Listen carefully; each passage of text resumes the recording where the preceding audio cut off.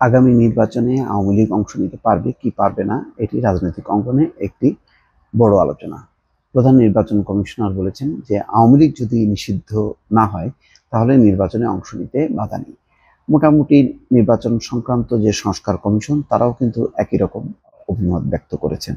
গণ অভ্যুত্থানের নেতৃত্বের যেই ছাত্ররা তারা বলছেন আওয়ামী লীগকে নিষিদ্ধ করতে হবে, আওয়ামী লীগকে অপ্রাসঙ্গিক করতে হবে, অর্থাৎ তাদের পক্ষ থেকে একটি প্রবল বিরোধিতা আছে। এমন কথাও তারা বলেছেন যে বিচার শেষ না হওয়া পর্যন্ত আওয়ামী লীগকে নির্বাচনে অংশ নিতে দেওয়া হবে না। এমন কথা যখন নাকি তর্ক বিতর্ক আছে, অন্যদিকে বিএনপি চুপচাপই আছে এই ইস্যুতে। বোঝা যাচ্ছে যে না, তারা এই আওয়ামী লীগকে নিষিদ্ধ করা, অপ্রাসঙ্গিক করা, নির্বাচনে অংশ নিতে দেব না, এই ধরনের বক্তব্যের সঙ্গে একমত না তারা। সম্ভবত আমি যতটুকু গেস করি, কেননা এখন পর্যন্ত তাদের অফিসিয়াল বক্তব্য তেমনটা পাওয়া যায়নি। কিন্তু জামাতে ইসলাম সরব হয়েছে। জামাতে ইসলাম বলছেন যারা ক্ষমতায় থাকতে তাণ্ডব চালিয়েছে তাদের আবার কিসের নির্বাচন। এখানেও যুক্তি আছে, কিন্তু আবার ভিন্ন ধর্মী যুক্তিও আছে। সেই কথায় আসছে। আগে জামাতের আমির কি বলেছেন একটু শুনি।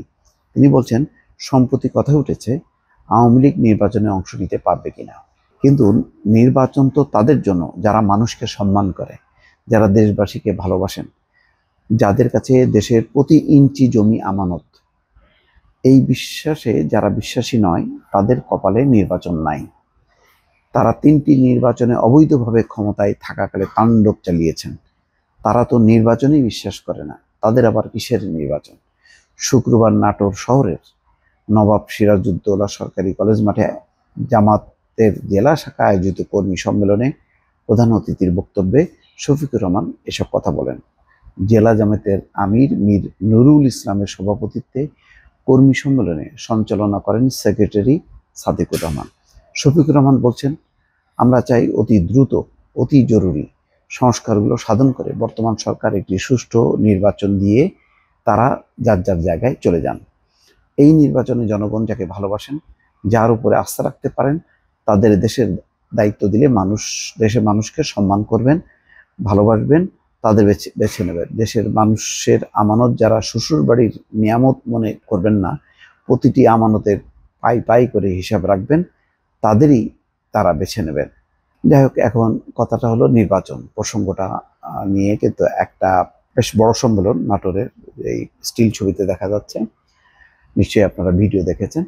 কিন্তু বড় কথা হলো, যদি আওয়ামী লীগ নির্বাচনে নিষিদ্ধ হলো না, তাহলে আওয়ামী লীগকে কি বলা হবে?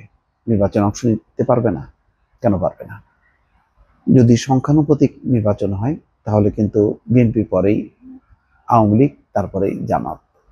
এটা মানে বিগত দিনের নির্বাচনের পরিসংখ্যান তাই বলে।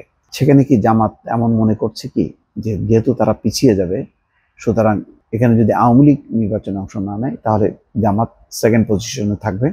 অথবা তারা এখন মনে করছে যে সবগুলো ইসলামী দল এবং গণতান্ত্রিক কিছু রাজনৈতিক দলগুলো মিলিয়ে যদি তারা জোট করতে পারে বিএনপির বিরুদ্ধে, তাহলে তারা নির্বাচনে জয়ী হবে।